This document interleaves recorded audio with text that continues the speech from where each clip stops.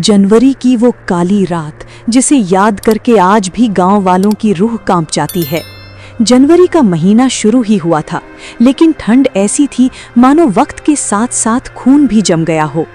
हवाएं शरीर को चीर रही थीं और सन्नाटा मौत की पदचाप जैसा लग रहा था। कोई नहीं जानता था कि ये शांति आने वाले किसी बड़े तूफान का संकेत है। सुरेश भाई, अलाव में 2 लकड़ियां और डाल दे, वरना आज ये पाला हमारी जान लेकर ही छोड़ेगा। देख रहा है आसमान कैसा स्याह काला और भारी हो गया है। हवा में एक अजीब सी गंध है, जैसे कोई अनहोनी होने वाली हो। मैंने अपनी पूरी उम्र में ऐसी ठंड और ऐसा सन्नाटा एक साथ नहीं देखा। ऐसा लगता है जैसे कुदरत ने इस गांव को अपनी गिरफ्त में ले लिया है और कोई बड़ी तबाही करीब है। सच कह रहे हो बलराम, आज तो मेरी भी रूह कांप रही है। परिंदे शाम होने से पहले ही गायब हो गए थे और गांव के सभी लोग और जानवर भी दुम दबाकर छिप गए हैं। ठंड तो ऐसी है कि हाथ पांव सुन्न होकर पत्थर बन चुके हैं। पर ये बादल, ये जो आसमान में गरज रहे हैं, ये कुछ और ही कह रहे हैं। अगर इस बर्फीली ठंड के बीच बारिश शुरू हो गई तो गांव के कच्चे घरों का नामो निशान मिट जाएगा। भाई, डर लग रहा है कि सुबह तक क्या होगा। अरे वो देख सुरेश, आसमान से ओस नहीं, बर्फ के बारीक कण गिर रहे हैं। हवा की रफ्तार देख, ये अलाव को भी बुझाने पर तुली है। अब यहाँ खुले में बैठना मौत को दावत देना है। अगर हम और 5 मिनट यहाँ रुके तो सुबह लोग हमारी जमी हुई लाशें उठाएंगे। चलो भाई, अपने अपने घरों की तरफ भागो और किवाड़ मजबूती से चढ़ा लो।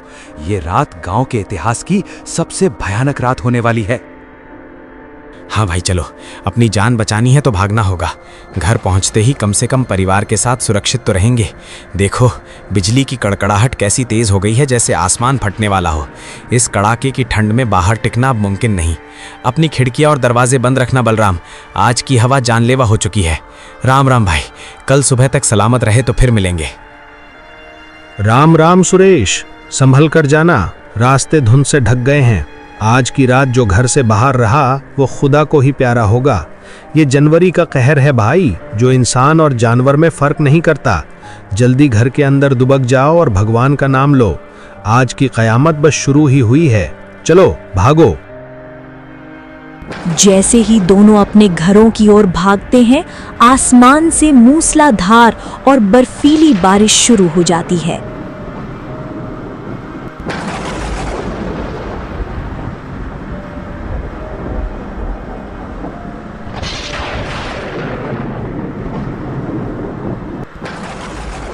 इसी गांव में हरिया नाम का एक गरीब मजदूर अपनी पत्नी और बेटे के साथ रहता था। हरिया की झोपड़ी के अंदर छत से पानी की बूंदें टपकना शुरू हो जाती है। सुनिए जी, अनर्थ हो गया, बारिश शुरू हो गई है। देखिए, हमारे मासूम रवि को ये ठंड से नीला पड़ रहा है और बुखार में इसका शरीर आग की तरह तप रहा है। छत से गिरता ये बर्फीला पानी इसके बिस्तर को भिगो चुका है। मैंने सारे बर्तन लगा दिए, पर ये घर अब रहने लायक नहीं बचा। क्या हम इसी तरह पूरी रात इस कीचड़ में भीगते रहेंगे? अगर ये कच्ची दीवार गिर गई तो हम सब मलबे में दब जाएंगे। कुछ कीजिए जी, मैं आपके पैर पड़ती हूँ। सुनीता, मैं अपनी आंखों से अपनी बर्बादी का मंजर देख रहा हूँ। मेरा भी कलेजा फट रहा है रवि की यह हालत देखकर। पर मैं क्या करूँ? बाहर निकलूँ तो मौत का तूफान है, अंदर रहूँ तो ये गिरती हुई छत। जेब में 1 रुपया नहीं है और मालिक ने भी काम से निकाल दिया। मैं एक ऐसा अभागा बाप हूँ जो अपने बेटे को एक सुखी छत भी नहीं दे सकता। ये गरीबी मेरी रूह को रोज मारती है। सुनीता, मुझे माफ कर दो। माफी मांगने से ये छत ठीक नहीं होगी जी। अगर सुबह तक हमने कोई रास्ता नहीं निकाला तो हम जिंदा नहीं बचेंगे। कल सुबह होते ही आपको ठाकुर भानु प्रताप के पास जाना ही होगा। वो गांव के जमींदार हैं। क्या उन्हें इस बच्चे की मासूमियत पर तरस नहीं आएगा? उनसे गिड़गिड़ाकर मदद मांगिए, उनके पैरों में गिर जाइए।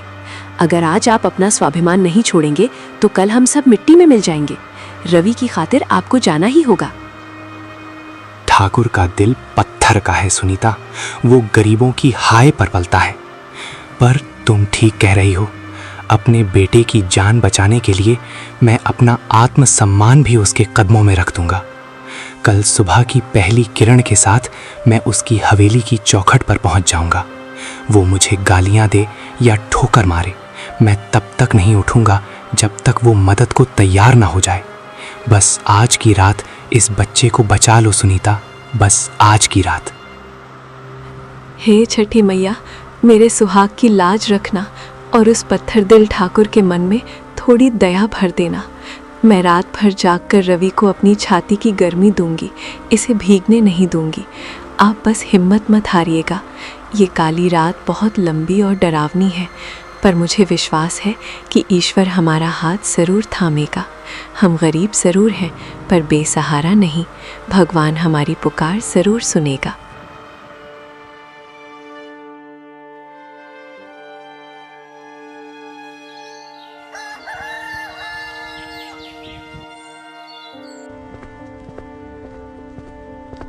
अगली सुबह हरिया उसी पुरानी बनियन में ठंड से कांपते हुए ठाकुर भानु प्रताप की हवेली पर पहुंचता है।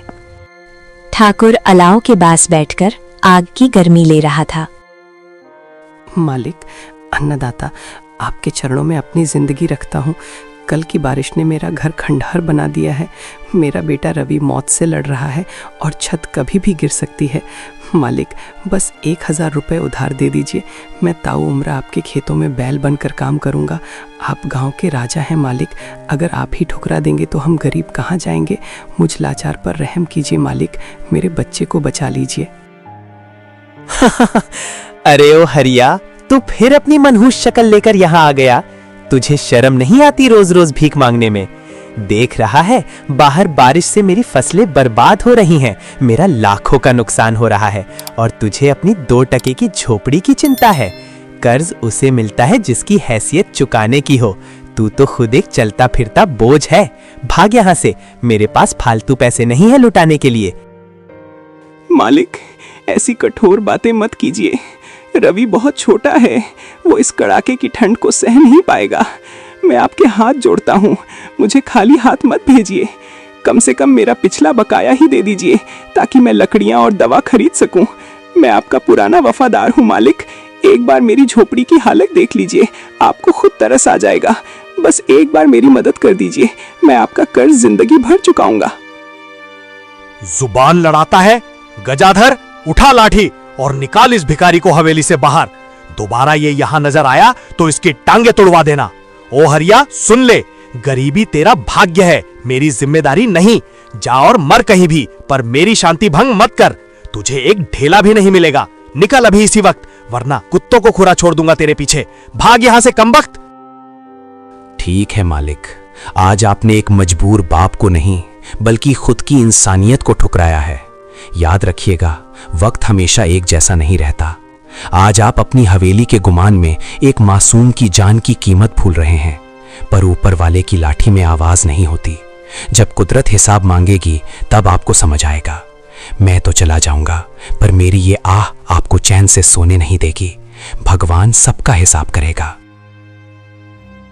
ठाकुर की हवेली से अपमानित होकर निकला हरिया अभी घर जाने की हिम्मत नहीं जुटा पा रहा था। उसका मन भारी था और आत्मा छलनी हो चुकी थी। वो रास्ते में एक सूखे पेड़ की ओट में बैठ गया और अपनी किस्मत को कोसने लगा। सच ही कहा है किसी ने, अमीरों के पास आलीशान कोठियां तो होती हैं, पर उन कोठियों के अंदर धड़कने वाला दिल पत्थर का होता है।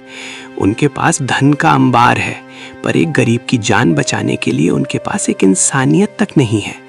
हे ईश्वर, तूने मुझे इतनी गरीबी क्यों दी कि आज मैं अपने बीमार बेटे के लिए एक छत का इंतजाम भी नहीं कर सका। उस पत्थर दिल ठाकुर को मेरी सालों की वफादारी याद नहीं आई, बस मेरी गरीबी दिखाई दी। अब मैं सुनीता को क्या मुंह दिखाऊंगा? कैसे कहूंगा कि तुम्हारा पति हार गया? तभी अचानक आसमान में बिजली कड़कती है और तेज बारिश शुरू हो जाती है। हे भगवान, ये तूने क्या किया? पहले ही ठंड जान ले रही थी और अब ये मूसलाधार बारिश, ये कड़कती बिजली और बर्फीली बूंदें। मेरी झोपड़ी इस प्रलय को बर्दाश्त नहीं कर पाएगी। मुझे जल्दी घर पहुंचना होगा। सुनीता और रवि अकेले होंगे, पता नहीं वो किस हाल में होंगे। मेरी किस्मत ही खोटी है। एक तरफ इंसान मार रहे हैं और दूसरी तरफ ये कुदरत। मुझे भागना होगा इससे पहले कि बहुत देर हो जाए। हरिया भीगा हुआ घर पहुंचता है। घर के अंदर छत से पानी टपक रहा है। आ गए आप? मैं कब से दरवाजे पर टकटकी लगाए आपकी राह देख रही थी, पर आपके खाली हाथ और ये भीगा हुआ बदन सब कुछ बयां कर रहा है जी। ठाकुर ने मदद नहीं की ना? आपने तो पहले ही कहा था कि वो लोग हमें इंसान नहीं समझते। फिर भी एक आस थी कि शायद रवि की बीमार हालत देखकर उन्हें तरस आ जाए। अब क्या होगा जी? रवि का बुखार तो कम होने का नाम ही नहीं ले रहा और ये बारिश तो जान लेने पर उतर आई है। सुनीता, मदद तो दूर की बात है, ठाकुर ने मुझे भीख मांगने वाला कुत्ता समझकर धक्के मारकर बाहर निकलवा दिया। मालिक कह रहे थे कि मेरी फसलें बर्बाद हो रही है और तुम्हें अपनी झोपड़ी की पड़ी है। सुनीता, मेरी बरसों की वफादारी उस एक पल में मिट्टी में मिल गई। मुझे अपनी गरीबी पर कभी इतना रोना नहीं आया जितना आज आया है। मैं एक लाचार बाप बनकर रह गया हूँ जो अपने बच्चे को एक सूखी जगह तक नहीं दे सकता। हमारी किस्मत ही अंधी है सुनीता, चारों तरफ अंधेरा ही अंधेरा है। अचानक छत से मिट्टी गिरने लगती है और लकड़ियों के चटकने की आवाज आती है। सुनीता, जल्दी बाहर निकलो, देखो छत के शहतीर चटक रहे हैं। ये दीवारें अब किसी भी पल हमें दबा देंगी। जल्दी रवि को अपनी ओढ़नी में लपेटो और बाहर भागो। रुको मत सुनीता, सामान की चिंता छोड़ दो, जान बचाना जरूरी है। जल्दी करो, ये घर गिरने वाला है, मेरी बात मानो, वरना हम सब इसी मलबे के नीचे दफन हो जाएंगे। भागो बाहर, जल्दी भागो। जैसे ही तीनों बाहर निकलते हैं, एक जोरदार बिजली कड़कती है और पूरी झोपड़ी टूट कर गिर जाती है। तीनों बारिश में भीग रहे हैं और अपने टूटे घर को देखकर उनका दिल टूट जाता है। खत्म हो गया, सब कुछ खत्म हो गया सुनीता।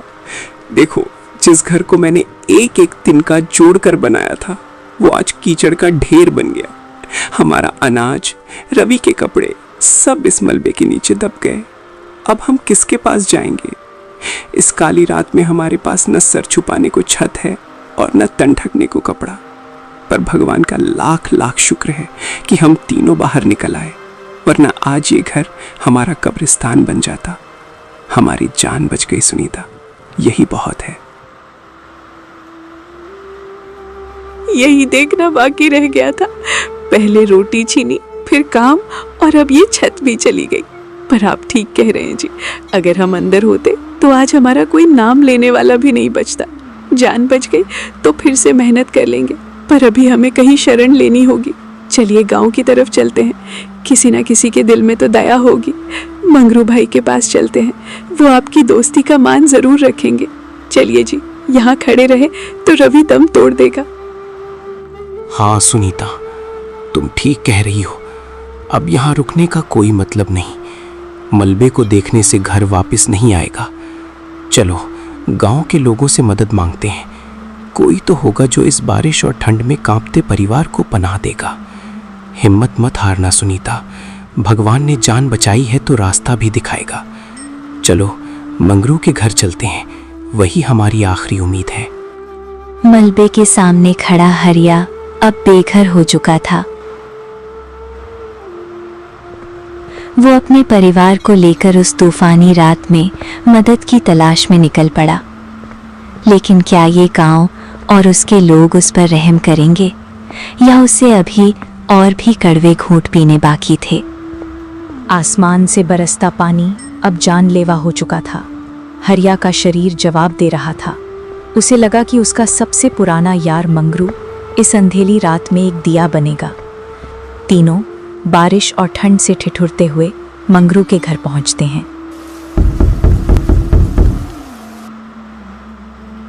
मंगरू भाई, मेरी झोपड़ी मिट्टी का ढेर बन गई है भाई। मेरा रवि, मेरा बच्चा ठंड से मर रहा है। बस आज की रात हमें अपने घर के कोने में सिर छुपाने की जगह दे दो। तू तो मेरा भाई है मंगरू, मैंने हमेशा तेरा साथ दिया। आज मेरी मदद कर दे यार, तेरा ये एहसान मैं 7 जन्मों तक नहीं भूलूंगा। रहम कर भाई। देख हरिया, मुझे बड़ा दुख है कि तेरा घर गिर गया, पर मैं क्या करूं? रात के 2 बज रहे हैं, मेरे घर वाले चैन से सो रहे हैं। अगर मैं तुम लोगों को अंदर लूंगा तो पूरा घर कीचड़ से सड़ जाएगा, और बीमार बच्चा देखकर मेरी पत्नी हंगामा खड़ा कर देगी। दोस्ती अपनी जगह है भाई, पर घर का अनुशासन भी देखनी पड़ती है। तू कहीं और देख ले, गाँव में और भी तो घर हैं। मुझे सोने दे और दोबारा एक कुंडी मत बजाना। मंगरू के उन शब्दों ने हरिया के दिल पर पत्थर की तरह प्रहार किया। सालों की दोस्ती चंद मिनटों में कीचड़ की भेंट चढ़ गई।